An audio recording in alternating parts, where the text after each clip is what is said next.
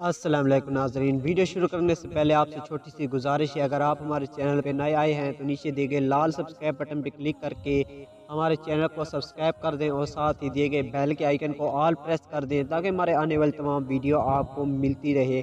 आज की वीडियो लड़की के ऊपर बीती सच्ची कहानी है। कहानी के बारे में कुछ भी लिखने से पहले कहानी को मुकम्मल ज़रूर सुन लीजिएगा। मेरा नाम मरियम है। होश संभाली तो गुर्बत के सिवा कुछ ना दिखा। अब्बा साइकिल की मरम्मत करता था। अम्मा थोड़ी पढ़ी लिखी थी तो पास के एक स्कूल में पढ़ाती थी। कुछ बच्चे शाम को ट्यूशन पढ़ने आ जाते थे और इस तरह घर का खर्चा निकलता रहता। ज़िंदगी मुश्किल से ही सही पर कट रही थी। मुझे बचपन से ही बनने संवरने का बहुत शौक़ था। कभी अम्मा के दुपट्टे की साड़ी बना लेती और कभी बालों को संवारने में घंटों लगा देती। वक्त गुजरता गया, मेरी उम्र बढ़ती जा रही थी तो अम्मा मुझे अपने साथ स्कूल ले जाती। वो चाहती थी कि मैं भी कुछ पढ़ लिख जाऊं ताकि किसी की मोहताज ना हूं। मैंने दिल लगा कर पढ़ना शुरू कर दिया और हर क्लास में फर्स्ट पोजीशन हासिल करने लगी। मेरी अम्मा के टीचर होने की वजह से मेरी फ़ीस कम थी, इसलिए मेरा स्कूल जाने से घर के हालात पे असर ना पड़ा। और जब मैंने पोजीशन लेना स्टार्ट कर दी थी तो मास्टर साहब ने मेरी बाकी की फ़ीस भी माफ़ कर दी। मैं घर के काम भी करती और स्कूल भी जाती, लेकिन इसके साथ एक और चीज़ हमेशा मेरे दिमाग में रहती। वो मेरा अम्मा अब्बा की बेरंग ज़िंदगी थी। मैंने उन्हें कभी आपस में मोहब्बत भरे लफ्ज़ इस्तेमाल करते हुए नहीं सुना था। अब्बा रात को देर से आते और अम्मा खाना देती और वो लोग सो जाते। मैं अक्सर सोचती कि अगर शादी के बाद ज़िंदगी ऐसी ही होती है तो मैं नहीं करूँगी शादी, क्योंकि मुझे पढ़ने का बहुत शौक़ था। इसलिए जब स्कूल में गर्मियों की छुट्टियाँ हुई तो मेरी एक दोस्त ने मुझे कुछ नावल्स दे दिए। मैं भी खुश हो गई। चलो छुट्टियों में फ़ारिग नहीं बैठूंगी, मेरी मालूमात बनेगी। मैं अक्सर घर के काम करके नावल ले घंटों बैठी रहती। इन नावल ने तो मेरी ज़िंदगी बदल दी। मैं सुबह शाम हाथ में नावल ले फिरती थी। इन नावल में जो दुनिया थी वो इस दुनिया से बेहद मुख्तलिफ थी। हीरो हीरोइन का मिलना, मोहब्बत वाली बातें करना, वादे कस्में गर्ज के हर वो चीज़ें थी जो मैंने असल ज़िंदगी में कभी नहीं देखी थी।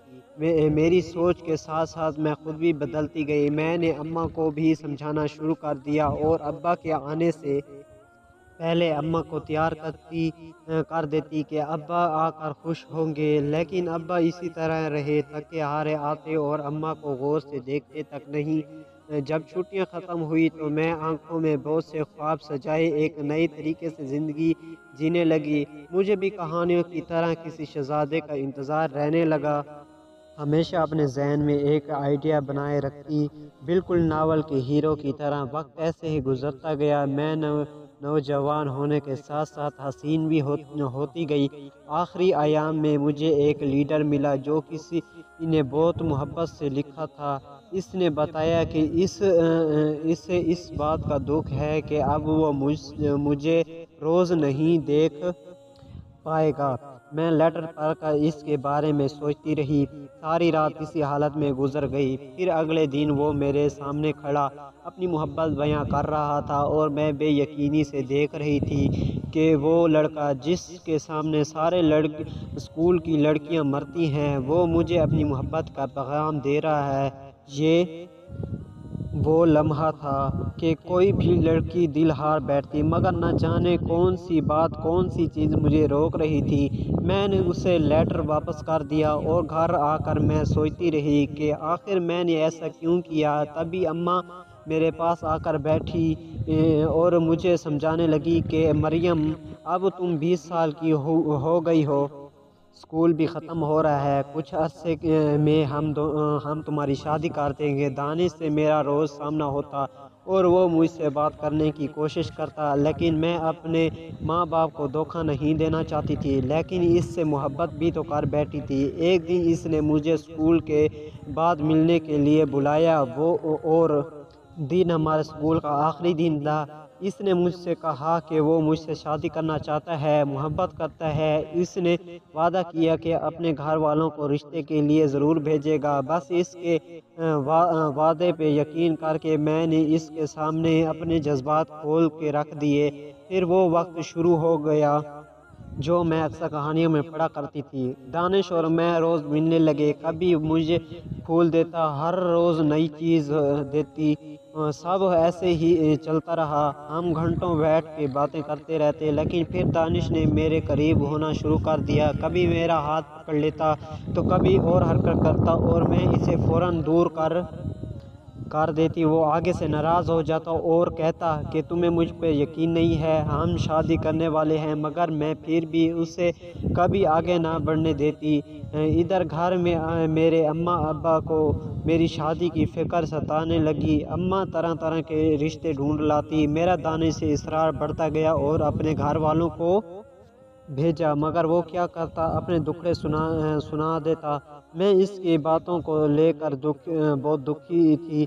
मैं इसके साथ बैठी थी। हम दोनों खामोश थे और वजह रिश्ते का ना होना था। तेज़ हवा चल रही थी और मेरा दुपट्टा बार बार उड़ रहा था। हवा इतनी तेज़ थी कि मेरा दुपट्टा उड़कर आगे जा गिरा। मैं जल्दी से दुपट्टा उठाने भागी और ऊपर ओढ़ लिया। इस दौरान मैंने महसूस किया कि दानिश बिना पलके झपकाए देखे जा रहा है। मुझे इस तरह देखना बिल्कुल अच्छा नहीं लगा। तब मैं घर जाने लगी। फिर इसने मेरा हाथ पकड़कर मुझसे कहा कि इसने इतनी हसीन लड़की पहले कभी नहीं देखी और ये कि वो मुझे जल्द जल्द पाना चाहता है। मैं मोहब्बत में अंधी उसके इरादे ना समझ पाई और शर्माती हुई घर वापस आ गई। घर आकर मुझे पता चला कि अम्मा अब्बा ने मेरा रिश्ता तय कर दिया है। ये सुनकर मेरे पैरों तले ज़मीन निकल गई। दानिश ने मुझे अपनी मोहब्बत में ऐसा गरवेर बना लिया था कि किसी को सोचना भी मुश्किल था। 2 दिन के बाद जब अम्मा अब्बा मेरी मंगनी की रस्म करने गए हुए थे और मैं घर में अकेली थी और बेड पर लेटी रो रही थी कि मुझे अपने पास किसी वजूद महसूस हुआ। पलट कर देखा तो दानिश बैठा हंस रहा था। मैं जल्दी से सीधी हो गई और बहुत डर गई कि कहीं कोई आ गया तो। उसने मुझे तसल्ली दी और कहा 2 दिन से मुझसे रब्ता नहीं हो पाया, इसीलिए वो खुद आ गया है। मैं इसके सामने रोती रही कि किसी और से किस तरह शादी कर लूँ। जो मोहब्बत तुमसे की है। दानिश मेरे करीब हुआ और मेरे आंसू साफ करते हुए मुझे गले से लगा लिया। मैं पीछे हटी लेकिन इसने मुझे अपने करीब कर लिया और कहने लगा, मुझ पे भरोसा रखो, मैं सब ठीक कर दूंगा। फिर उसने अपनी मोहब्बत की कीमत वसूल की, ऐसी कीमत जो मैंने ना कभी सुनी और ना देखी। और जब उसका दिल भर गया तो अपने घर वालों को भेजने का वादा करके सबके आने से पहले मुझे बेलिबास तन्हा छोड़कर चला गया। मेरे घर वाले मंगनी करके आए थे और मैं अभी भी उसकी उम्मीद लिए बैठी थी। मुझे लग रहा था कि वो आएगा और मुझे अपने साथ निकाह करके ले जाएगा, क्योंकि जो कुछ हो चुका था उसके बाद मेरी उम्मीद और खुदशात बढ़ते जा रहे थे। फिर कुछ दिन बाद दानिश के घर वाले तो ना आए, लेकिन दानिश अपने कुछ दोस्तों के साथ आ गया। मेरे पाँव के नीचे से ज़मीन सरक गई जब मैंने मेरी मोहब्बत और इज़्ज़त के दावे करने वाले के मुंह से मेरी ही इज़्ज़त दोस्तों के सामने पेश करने का अल्फाज सुने।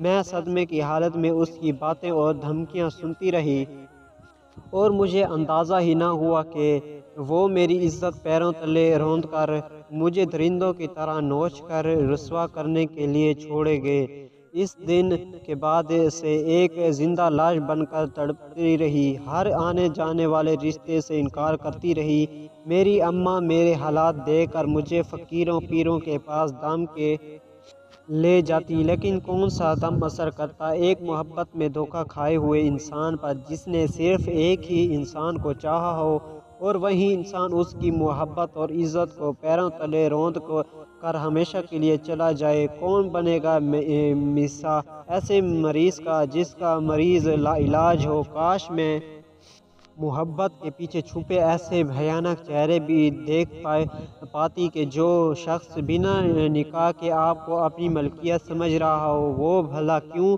निकाह करेगा। और अब इसका काश का कोई भी फायदा नहीं। जब कोई रात की तरह हाथ से निकल गया हो, मैं घंटों कमरे में बैठी रोती रही। मैंने तो कभी किसी के साथ बुरा नहीं किया था, फिर मेरे साथ ऐसा क्यों हुआ। ये शिकवा हर वक्त मेरी ज़बान में होता, लेकिन हर चीज़ का एक वक्त होता है। मेरी अम्मा अब्बा ने एक मामूली लड़के के साथ मेरा रिश्ता तय कर दिया और मुझसे बिना पूछे तारीख भी तय कर दी। मैं और क्या करती, रुसवा तो पहले से ही हो चुकी थी, तो चुपचाप हाँ कर दी। फिर मेरी शादी फैसल नाम के लड़के के साथ हो गई, जो देखने में बहुत मामूली शक्ल का था। शादी के बाद कुछ दिन मैंने उससे बिल्कुल बात ना की। शायद वो मेरी हालत के बारे में मेरे घर वालों से सुन चुका था, इसलिए उसने भी कभी मुझे मजबूर नहीं किया। लेकिन वक्त के साथ फैसल की मोहब्बत में कोई कमी ना हुई।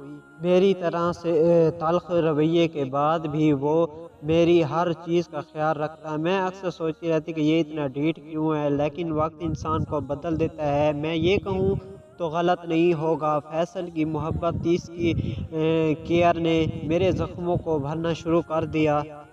भूलना मेरे लिए आसान नहीं था, लेकिन मैंने हिम्मत ना हारी और एक बार फिर ज़िंदगी को मजबूत करने का फैसला किया। आज इतने सालों बाद एहसास होता है कि हर चीज़ में कुछ बेहतरी ज़रूर होती है। अगर मैं दानिश के साथ होती तो शायद इतनी मुतमईन ना होती। अगर वो सब ना होता तो मैं इसकी ज़िंदगी से निकल कर हकीकत में ना आती। आज हमारा एक बेटा और बेटी भी है। फैसल मुझसे बहुत मोहब्बत करता है और मैं पुरसकून मोहब्बत भरी ज़िंदगी गुजार रही हूँ। मैं अक्सर सोचती हूँ कि मैं अपनी बेटी को दुनिया की हर हकीकत से आगाह करूँगी, ताकि वो मेरी ये वाली गलती ना करे, किसी नामहरम पर अंधा एतबार कभी ना करे।